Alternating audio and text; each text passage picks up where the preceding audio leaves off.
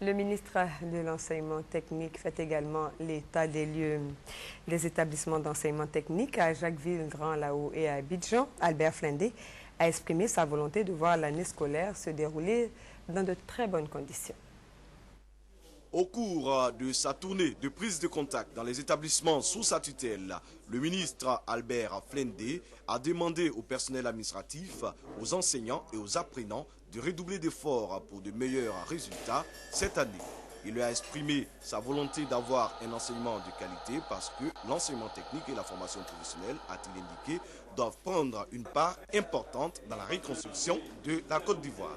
Des centres de perfectionnement au métier du bois, de la mécanique et de l'électricité au lycée professionnel de Jacquesville et Grand Lao, en passant par le centre horloger d'Abidjan et le centre d'électronique et d'information appliquée CELIA, personnel administratif, enseignants, étudiants et élèves étaient au travail.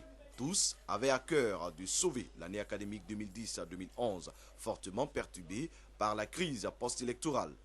Mais cette volonté affichée par les acteurs du système d'enseignement se heurte souvent à des difficultés. Le manque d'entretien et la vétusté du matériel technique dans les salles de travaux pratiques. Quand les enfants viennent à tout moment, quand on travaille, les machines tombent en panne. Les machines, les voici, c'est très faible, on ne peut même pas les utiliser. Elles sont de faible capacité. Soit les enfants viennent faire des exercices, au cours de l'exercice, la machine tombe en panne. Il peut passer 2 jours pour pouvoir chercher, trouver les pièces pour les réparer. Tous ces problèmes font ressurgir la question d'adéquation formation-emploi au niveau de l'enseignement technique et de la formation professionnelle en Côte d'Ivoire. Les équipements sont très vieillissants.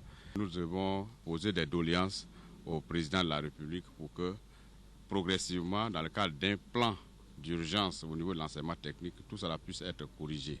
Plusieurs autres défis restent à relever. Le problème de stage des élèves en 3e année, électricité, bâtiment, chantier, gros œuvres et installations sanitaires. Certains élèves réclament le paiement de leur bourse, quand d'autres souhaitent connaître le calendrier des examens de fin d'année.